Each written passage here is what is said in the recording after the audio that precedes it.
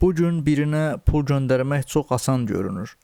Telefonu açıb məbləği yazırsan və göndərirsən.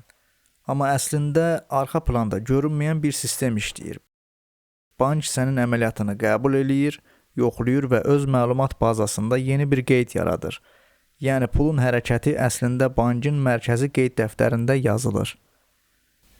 Bitcoin sistemi isə başqa bir yol seçir. Burada ortada bir bank yoxdur. Bir şirkət, bir mərkəz yoxdur. Əvəzində dünyanın müxtəlif yerlərində olan minlərlə kompüter eyni qeyd dəftərinin bir nüsxəsini saxlayır. Bu kompüterlərə nod deyilir. Nod sadəcə şəbəkəyə qoşulmuş və bütün əməliyyatları yoxlayan kompüterdir. Bəs əməliyyat necə yaranır? Deyək ki, dostuna 10 manat göndərmək istəyirsən. Telefonda bir əməliyyat yaradırsan. Bu əməliyyat sadə bir mesaj kimidir. Bu ünvana 10 manat göndərir. Sonra bu məlumat Bitcoin şəbəkəsinə yayılır. Yəni əməliyyat bütün nodlara göndərilir. Şəbəkədəki nodlar bu əməliyyatı dərhal yoxlamağa başlayır. Onlara lazım olan bu 3 sualın cavabıdır. Bu ünvanın həqiqətən pulu varmı? Bu pul artıq başqa yerə göndərilibmi? Və əməliyyatın imzası doğrudurmu? Əgər bütün bu şərtlər düzgün çıxarsa, əməliyyat etibarlı sayılır.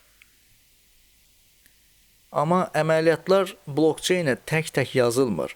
Şəbəkədə baş verən yüzlərlə əməliyyat bir paket halında toplanır.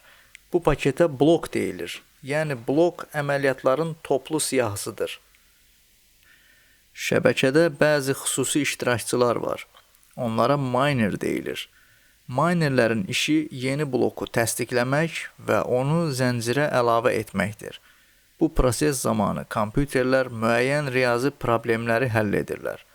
Kim bu prosesi ilk tamamlayırsa, yeni bloku zincirə o əlavə edir və bunun qarşılığında mükafat olaraq yeni yaradılan Bitcoin alır. Məsələn, deyək ki, Əli Murada 0.01 Bitcoin göndərmək istəyir.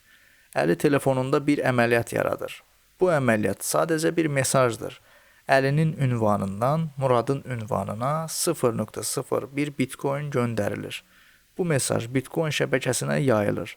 Yəni, əməliyyat tək bir serverə deyil, bütün nodlara göndərilir. Şəbəkədəki nodlar bu əməliyyatı yoxlayır. Onlar baxır ki, əlinin ünvanında həqiqətən bu qədər Bitcoin varmı? Bu pul daha əvvəl başqa yerə göndərilibmi və əməliyyatın kriptoqrafik imzası doğrudurmu? Əgər bu yoxlamalar uğurlu olarsa, əməliyyat etibarlı sayılır. Sonra bu əməliyyat digər əməliyyatlarla birlikdə yeni yaranan blokun içinə daxil edilir.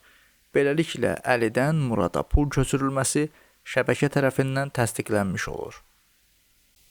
Beləliklə, Bitcoin sistemi bir bank olmadan işləyə bilir. Çünki burada qeyd dəftəri tək bir yerdə yox, minlərlə kompüterdə saxlanılır. Yoxlama bir mərkəz tərəfindən yox, bütün şəbəkə tərəfindən aparılır. Blokçeyn texnologiyası etimadı bir quruma vermir, etimadı sistemin özünə paylayır.